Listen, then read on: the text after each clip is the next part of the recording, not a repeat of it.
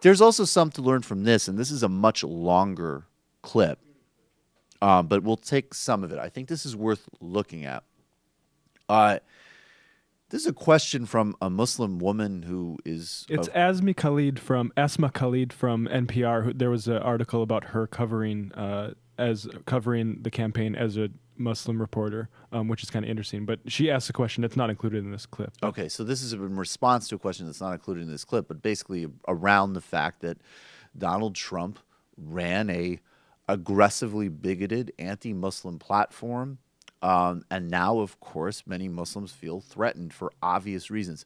Now, these Trump supporters this is more an example of just honestly how people are all over the place and are both don't have internal logic, but it's interesting because they're very focused on a theme that, again, this sort of literal response that Trump doesn't get. A lot of us have spent a lot of time pointing out, Trump's a liar, these policies are horrible, this won't work, all of these things. And then you have this whole culture of he's just starting a conversation. It's weird, it's worth looking at, and this is a harder persuasion issue, to say the least. Let's take a look at this.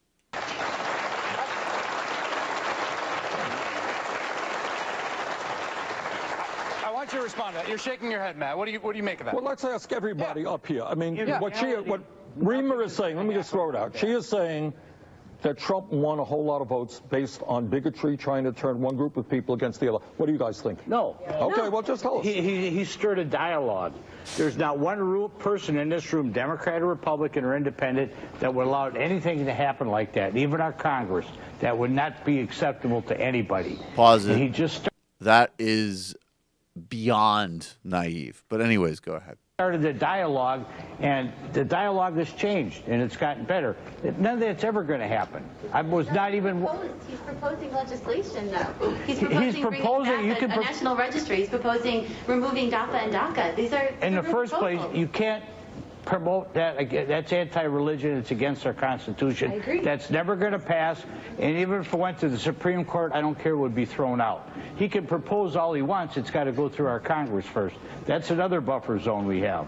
Do other people? This was something that I encountered a lot when I talked to Trump voters, who would say very similar things. They would basically say the things that he says that are the worst things, like the Muslim ban, for instance, that's just him talking smack, basically, and it's not going to happen.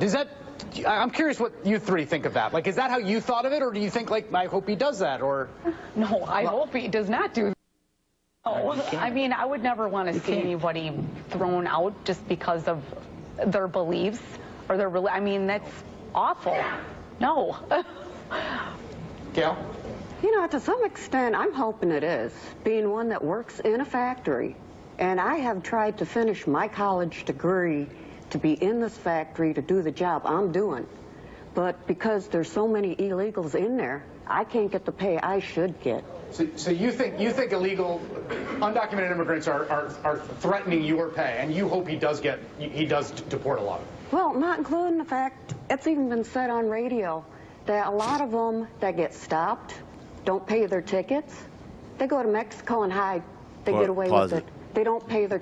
Way more convenient to go back all the way into Mexico, sneak back and forth, than pay a $50 ticket, man. Let me tell you something. If you have the resources and ingenuity to just bounce to Mexico to avoid a traffic ticket and then come back and work more, I want you here. There's no doubt you're doing something to contribute to the economy.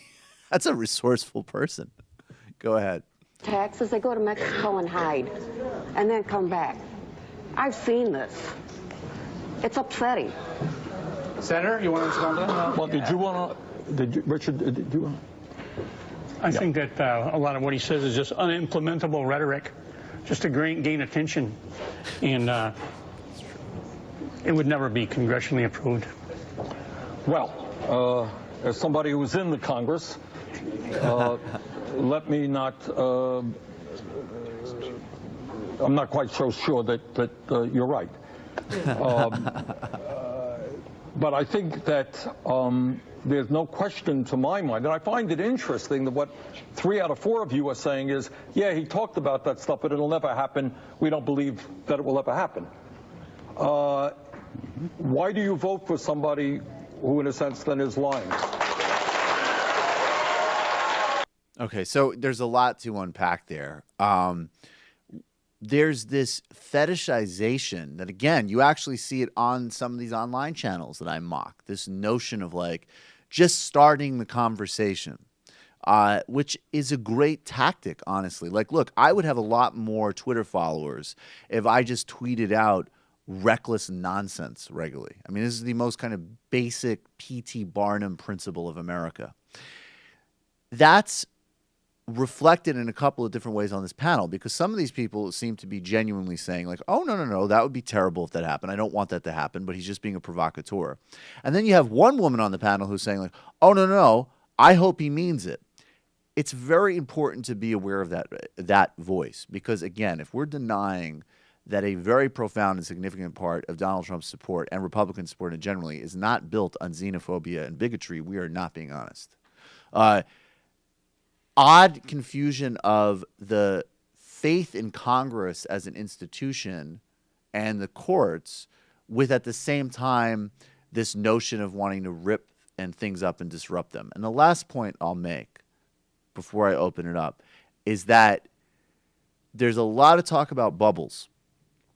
From the most sophisticated Adam Curtis, we've talked about a number of times now. Yes, he talks about literally self-enclosed bubbles of very, very limited and targeted feedback loops of information, ecology, social media.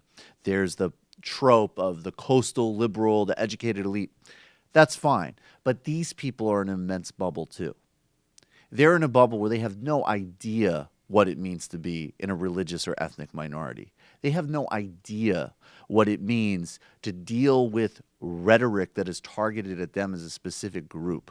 They have no idea what it means to, as a normal family person and an American citizen, have to keep tabs on homeland security and other domestic counterterrorism policies because you might be swept up in it. They have no idea what it means to be born here, lived here, educated here, started a life here, and you could be deported at any time, and you're a campaign prop for people that play off of hate against you.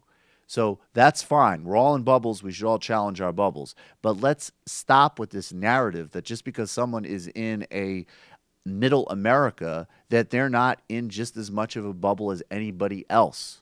All bubbles are a problem. Let's stop fetishizing and romanticizing some of them.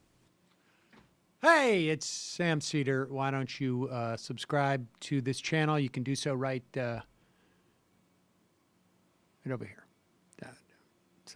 Over. Subscribe.